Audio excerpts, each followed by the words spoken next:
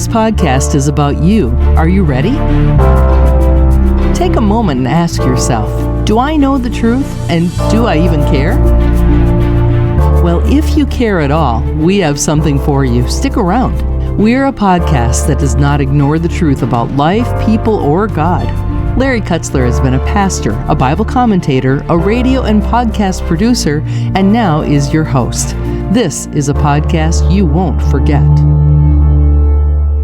The Bible tells us to love people. It doesn't tell us to trust people. Love is free, trust is earned. We don't treat people equally. Now, God made all people equal in His image and likeness. All people are equally fallen into sin. All people are equally in need of Jesus as their Savior, but not all people are equally safe for relationship. So we treat different people differently, and they determine how we treat them based upon how they behave. Let me say it this way. Love is free, trust is earned. Tradition, doctrine, and conservative values are all good until they aren't. Any good thing may have a dark side when it becomes more important than God. Every week on the City Sites podcast, we talk about the balance of values, trends, and scripture. Join us for a weekly dose of truth. Sign up for a podcast feed at citysitesurbanmedia.com. Well, thanks for joining us today. We're going to be talking about a theme that was a research theme from Lifeway Research, and the article that they posted this all under was Public Trust of Pastors Hits New Record Low.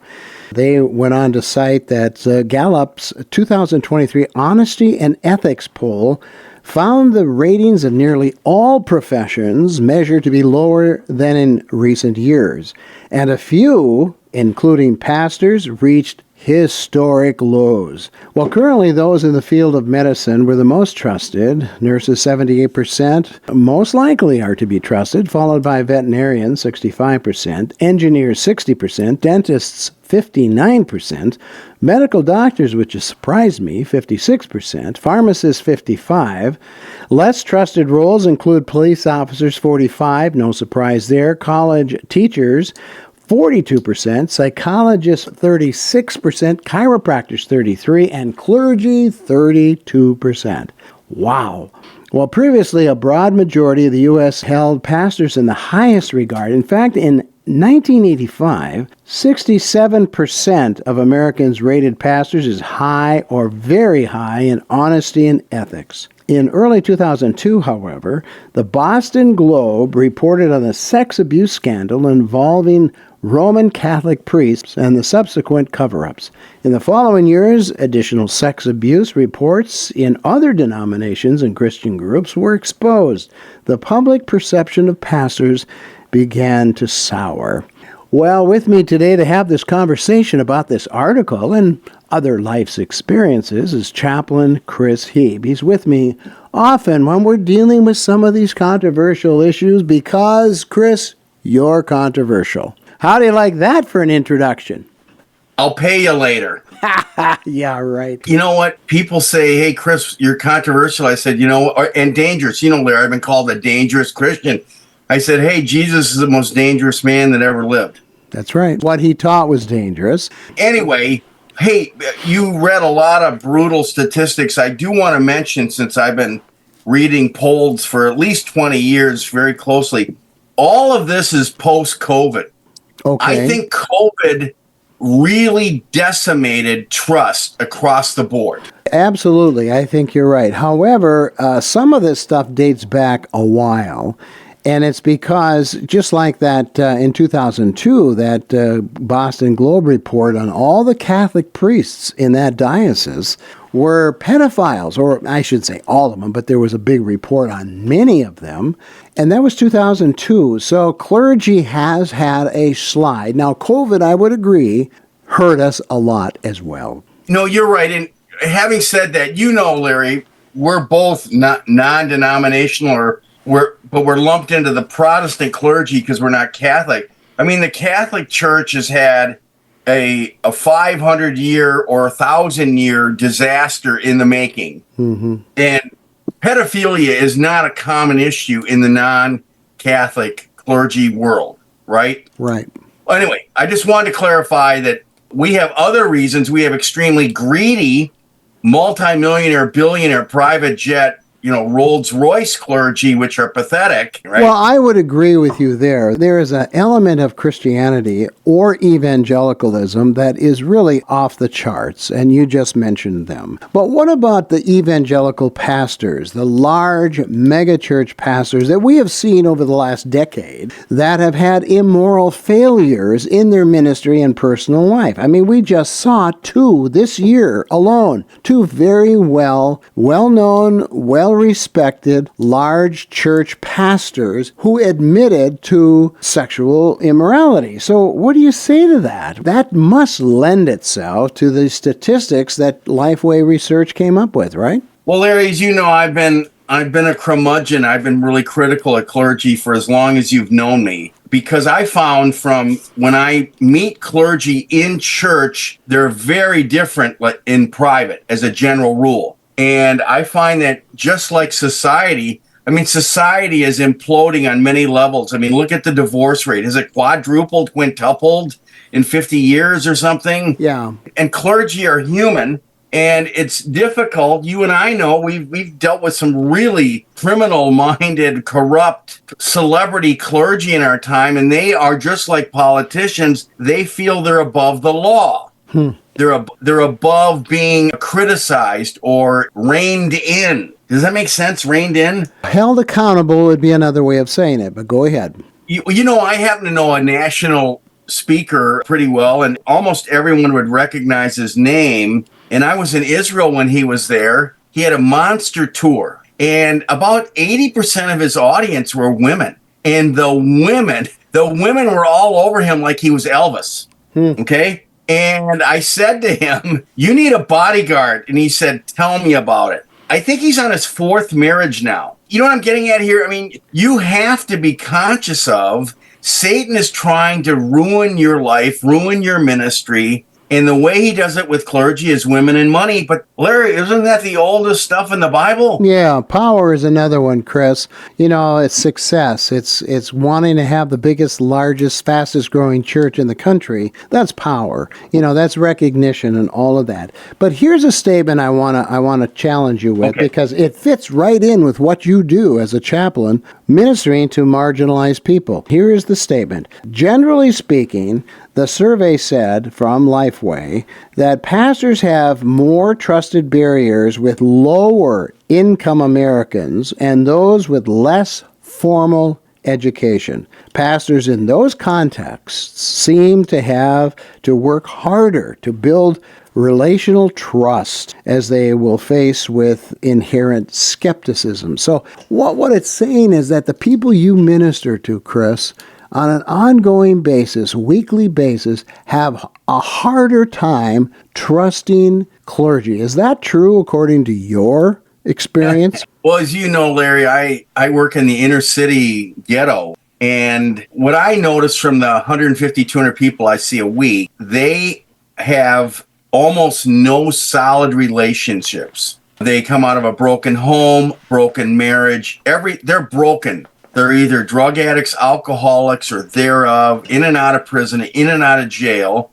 And they don't really trust anybody except for maybe their social worker. Really? Okay, so the social worker has by far the most credibility because the social worker is helping them get food, clothing, and get them into housing, right? Mm-hmm. But I've definitely learned they don't trust. I remember, Larry, I did a bunch of prison work, and I found out in my prison work that the chaplain that they have a relationship with is usually the first functional relationship that they've had in their life. They see them, as a general rule, I would say in prison now, chaplains, the prisoners hold them in higher esteem because they've come off of drugs, alcohol, they've been transparent with themselves on some level. Chapel services have helped them, get into a relationship with God. So they know, look, you're broken. Mm-hmm. Now, Larry, I would say this, you and I know this well. Hey, I'm broken. Everybody I know I've ever met is broken on some level. Correct. But if you're in the social justice gospel world, which is the majority of mainline Protestantism, even Catholicism on some level. Hey, I'm okay, you're okay. You know, you don't have to conform to anything. Okay? So the pastor, if the pastor doesn't believe he has to conform to anything, any kinds of bylaws or anything that, you know, you and I sign a thing every year to keep our license. It's a morality clause. There's like 15 things we have to check off on, right? Well, I take mine really seriously. I know if I violate these things, I'm done. You're right. Go ahead. And you should be. You should be done if you violate those moral issues, right? Here's the key that I think is very important. You've had a very successful prison ministry. Now, I have two questions about that. One, do you go in as clergy, or do they see you as one of them or one of the normal people? And secondly, I know from various recovery groups that I've been a part of that clergy sometimes are held in suspect because the guys and gals who are really had a rough life can spot a phony a mile away. When people go through recovery programs like Minnesota Adult and Teen Challenge, a lot of their coaches and chaplains come out of their program because they can spot a guy coming into the program if he's real or not, if he's serious or not about recovery. Well, isn't that kind of true about clergy? They can spot a phony a mile away. Is that why these marginal people don't trust a clergy? What I learned from in prison, because I went to prison services just to observe the services and see how the pastors or chaplains or whoever are received. Well, I found out, since you've got usually an audience of 100 to 200, 300 people, obviously men, you know, they don't trust anybody. And they got a chip on their shoulder of life. Their parents, the schools, the police, the law. And I noticed that until you get real with them, I remember my first encounter, I walked up and down and said, look at me. I'm not here because I'm better than you. I'm here because I know I'm broken, but Christ is repairing me every day, and I'm way better than I ever was. That's great. I'm not perfect. I never will be. And I remember they had their arms all folded, right? Larry, I was in this room of skeptics, hundreds of skeptics, right? That's what the prisoners are. And by the time I was done with them, about 3/4 of them had their arms down because I played reality with them. I'm not perfect. And I told them, if it wasn't for Christ, I'd be dead or in prison. And so you have to get a credibility with them really quickly. Having said that, you know, you and I have talked a lot about this. Talking in church is totally different than talking in prison, okay? Everyone in prison knows they're broken and a sinner. And Larry, I hate to tell you, I don't think the average person in church knows they're broken and a sinner. Well, that's a good analysis. It really is a good analysis. And yet, on the other hand, so you're telling me that you had to break down the walls of mistrust or distrust by walking around saying, hey, I'm a screw up just like you, or I'm a sinner too, so I'm not better. And maybe that's the key why so many marginalized people in society don't trust clergy, because clergy always comes up with the idea, I got the answer, I'm better than you. I'm not sure that's the case, but it sounds like it is. So let me move on to another question, and that is, because we only have so much time here, is the generational. This research from Lifeway talked about generations and how they trust or distrust clergy. And they basically summarize that the older generation, over 60, 55, 60 years old, trusts clergy.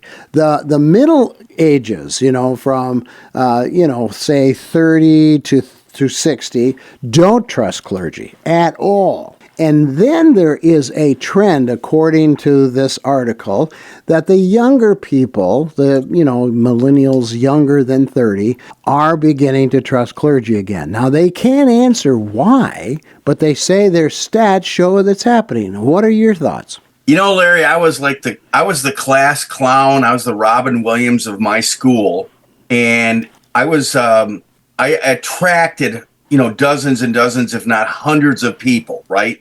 Because I was able to make fun of myself. I was kind of the class clown, etc. Having said that, and I learned this the hard way about 35 years ago, the founder of Jews for Jesus, Moishe Rosen, told me, Chris, until you're more concerned about God's opinion of you, his sober opinion of you, and that you would rather have that than popularity or being liked by your audience. Until you have done that in your life, you will never truly be effective for Christ. Mm-hmm. Larry, you know I'm in the hood. I go into the parks, the fentanyl, drug addict, alcoholic parks, and I'm so cognizant of I am a soldier for Christ. These people, if I think I'm better than them, I shouldn't be trying to relate to them or witness to them. Do you know what I'm getting at here? I understand. Yes. I'm a beggar. I'm a beggar that really understands what grace and mercy in the blood of Christ is. So I'm super well received in those environments because I'm not protecting there's no ego involved. Mm-hmm. Larry, if you have an ego going in, working with these shattered, broken people, I think you're in for a monster fall. You remember you talked about they can smell hypocrisy. Mm-hmm. If you come in there, hey, I'm better than you, I'm smarter than you, I got a better education than you, I drive a nice car, they're like, get away from me. Mm-hmm. I don't want anything to do with you. So it has to be Christ first, second, and last. And now I'm going to say the final thing. I do believe that most clergy that are definitely 50 years old or younger, they're more interested in being popular. Mm-hmm. Popular is the most important thing. Getting along, being hip, being cool, whatever that means, rather than being a shepherd, a lifeguard, that you've got to stand for these rigid principles. By the way, Larry, on some level, Christ is very rigid. He's the only way. You can't get to him outside of the way he wants. There's no Frank Sinatra, I did it my way kind of thing. Does that make sense? Well, it does. It does make sense. And I agree with everything you're saying.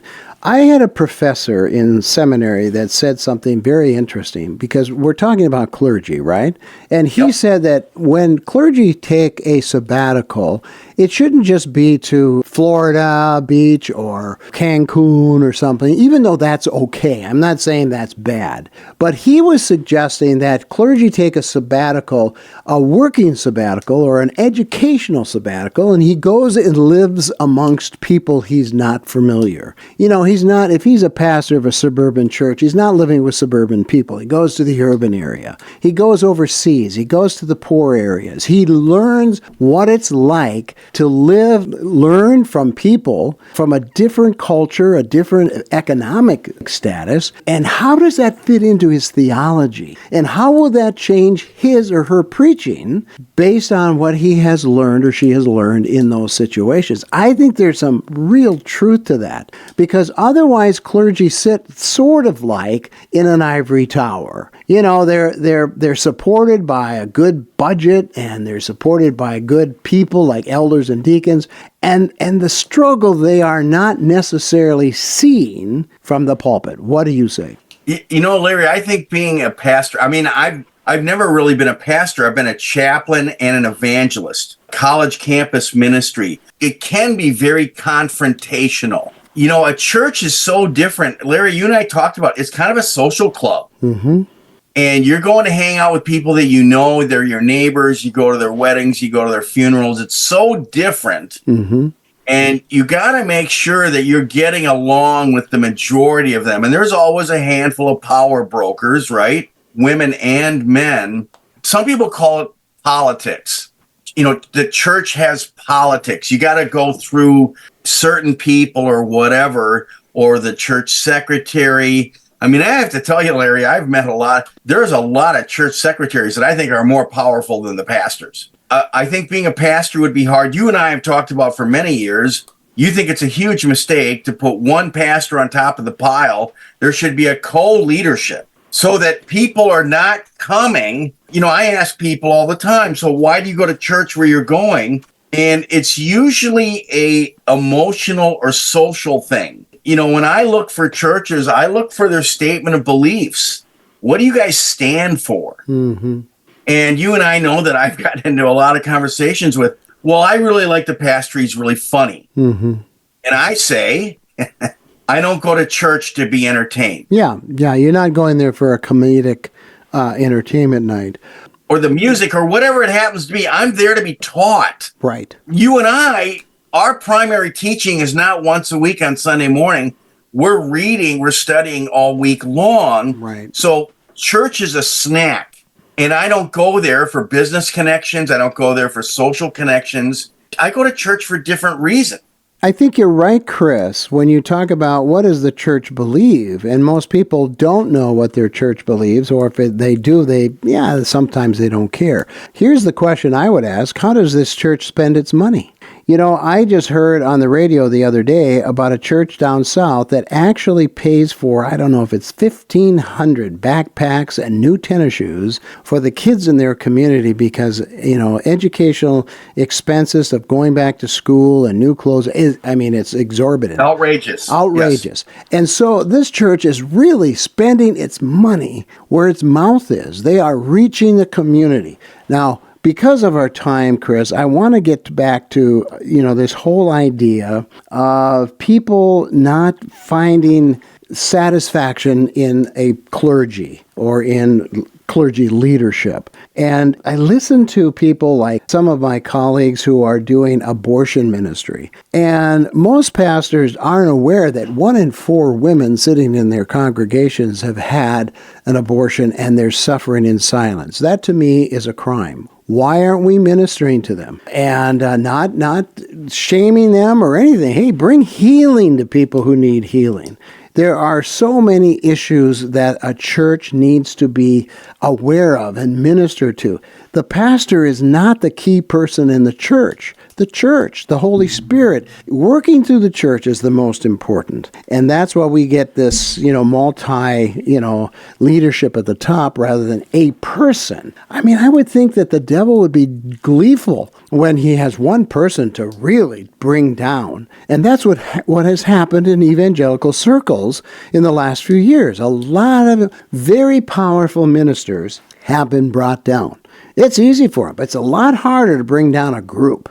And I think there's some thoughts there. So, Chris, I was talking to my pastor here in my city, and he was saying that there isn't a whole lot of covenant in the church today. Now, it's not covenant like what God made with Israel, but it's the same principle. It's the covenant that we have toward one another. I have a covenant toward you to watch your six, watch your back, and be faithful to the church, be faithful to the leadership. He says there is not much. If there's a better something going on over here in another church, boom, they're gone. Where's the covenant in that, in terms of what you've been called to do in that particular church? So give us a expose on that word, covenant. Larry, I think, number one, we're all broken. Our relationships, starting with God down to our neighbors, are broken on some level. I have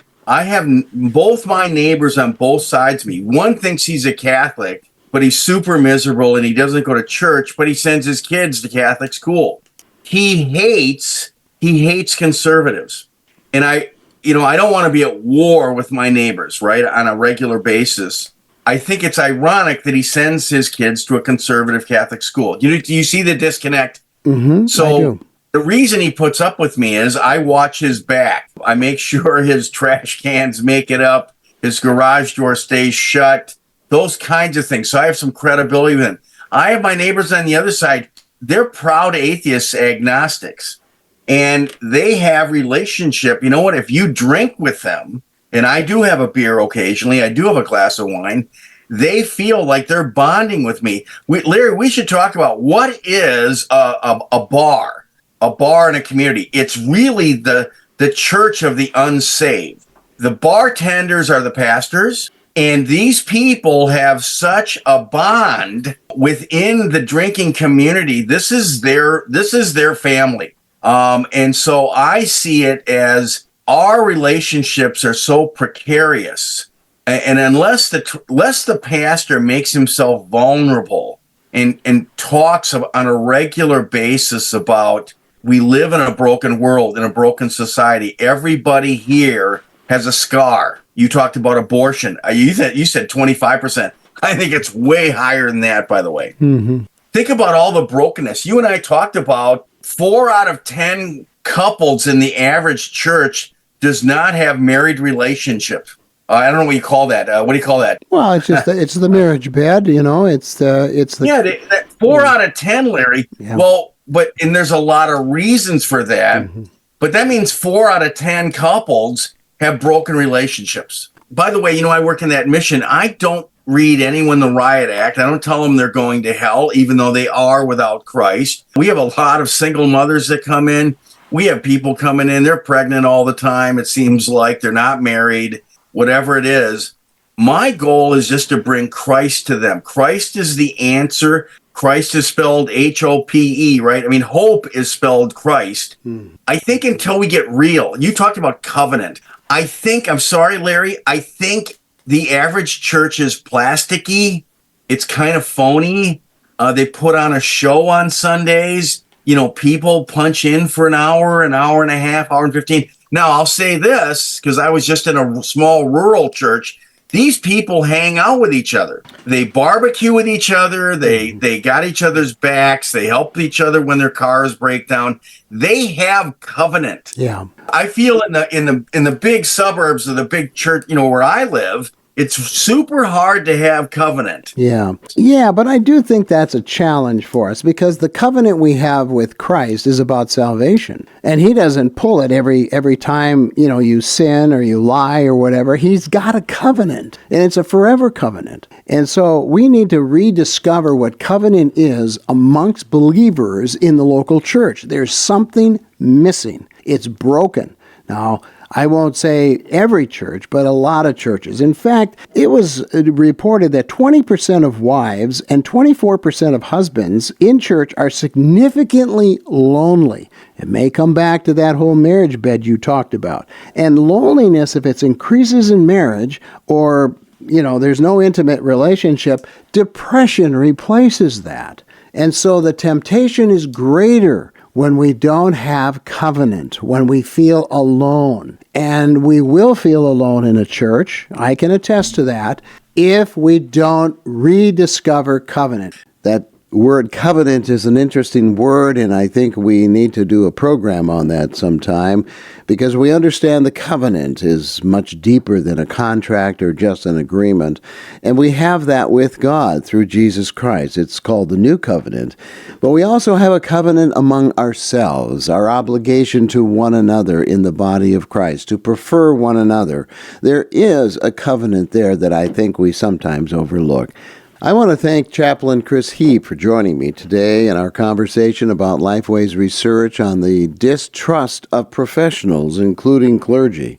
Now, I do believe the majority of clergy have the desire to serve the Lord and be the shepherds God called them to be. And it really is the minority who gets all the press and makes all the clergy look bad. I recently was reading through the book of Malachi where God accused the clergy of cheating God of honor and respect that he is due. They also offered to God a second best in providing the sacrifice, and they cheated him out of the proper tithe and offerings. There is a good message for us in the Lifeway research and from the book of Malachi. Are we giving God a second best effort? Does he deserve more than just an obligatory nod from time to time? Does God, who gives us his very, very best, deserve more? Giving God the leftover time, the tired moments of your day, or giving him the time between projects or events is the kind of commitment God is not pleased to receive. The survey reminded me that people around us watch us, and they evaluate us in what we say and do. When we preach against immorality and then we ourselves are guilty of it, it's a tough sell to reach people with the truth of the gospel. We live our lives like letters, being read by all. Our reputation is all we have with people around us, and if that becomes damaged in any way, we will lose the opportunity of giving them God's best, the gospel of Jesus Christ. Thanks again for joining us for the City Sides podcast this week. We'll talk to you next time. This isn't the end. It's only the beginning of your journey to trust God for the truth you never want to lose. We can help. Log on to citysitesurbanmedia.com today. Remember, there's only one truth and only one God, and you should know them both.